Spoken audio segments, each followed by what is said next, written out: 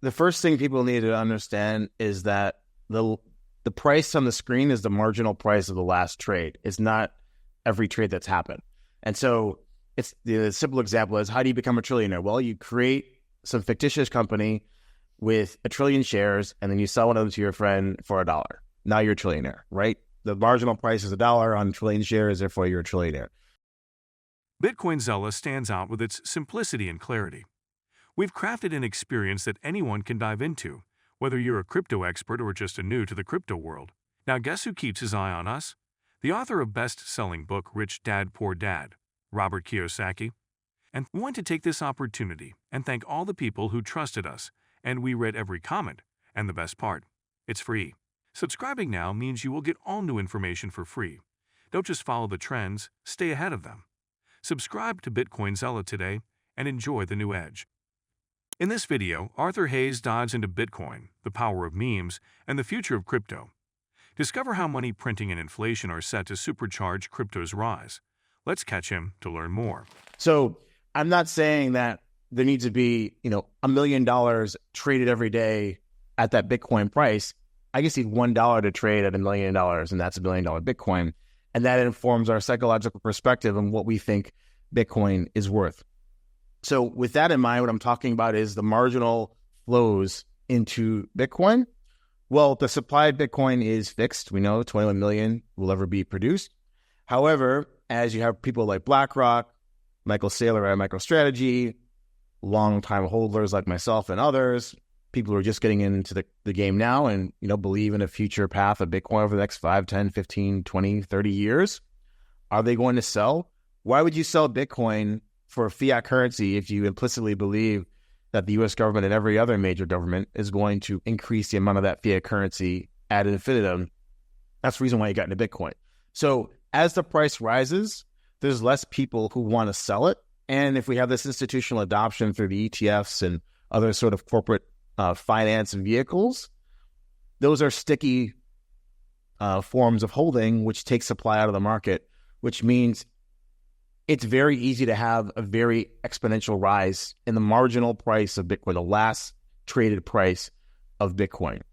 And so I think that's one facet of just how a microstructure of a market works when you have a fixed supply and a holding base that doesn't want to sell it against an asset that can be infinitely debased. And then the other side, you have the United States trying to reshore industry, issuing credit.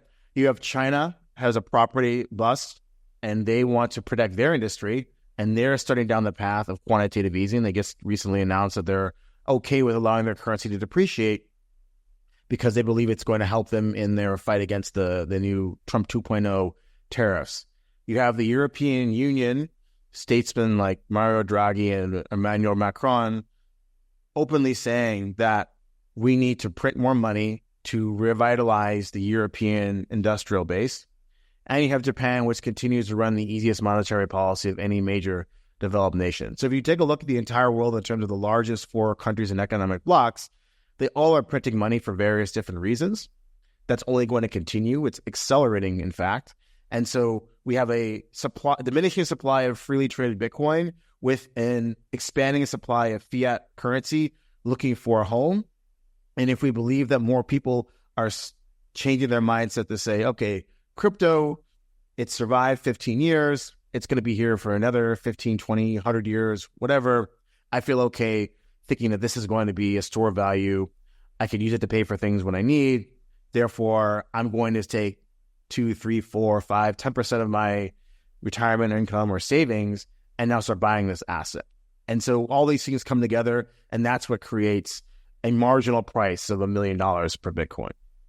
How fast do you think we get there? I don't know, 3 to 5 years. Cryptocurrency markets saw a sharp sell-off on Tuesday, wiping out gains from the previous day as fears about the bond market escalated. Bitcoin dropped by 4%, hitting an intraday low of $97,700, while Ethereum, Ripple, XRP, and Solana experienced losses exceeding 5%. This decline reflected broader risk aversion across financial markets, with the tech-heavy Nasdaq 100 falling by over 1% and the S&P 500 shedding 0.5%. The crash extended beyond crypto, affecting major tech stocks. NVIDIA plunged 5.4%, erasing over $175 billion in market value, while Tesla and Supermicro also declined. Rising U.S. bond yields fueled a risk-off sentiment, with the 10-year yield climbing to 4.7% and the 30-year and 5-year yields hitting 4.61% and 4.5%, respectively. Bond yields surged ahead of critical economic reports, including Federal Reserve minutes and non-farm payrolls data. A Labor Department report revealing a 6-month high in job vacancies further stoked fears of persistent inflation and potential Fed hawkishness. Analysts caution that prolonged high yields could push investors out of risky assets like cryptocurrencies and into safer money market funds, heightening volatility across crypto markets. Well, I think the economist who made it's Gresham's law. You spend bad money, you hoard good money, right? So what's the bad money? The bad money is fiat currency, US dollar, euro, yen, Chinese yuan. What's the good money? Bitcoin, gold to some extent. And so what are people doing? They're spending the fiat, they're saving, they're hoarding the Bitcoin, the gold, right? And so I think that's called Gresham's law. Could be mistaken on that. So yeah, you could put it in a physics term, you can put it in sort of an economics term.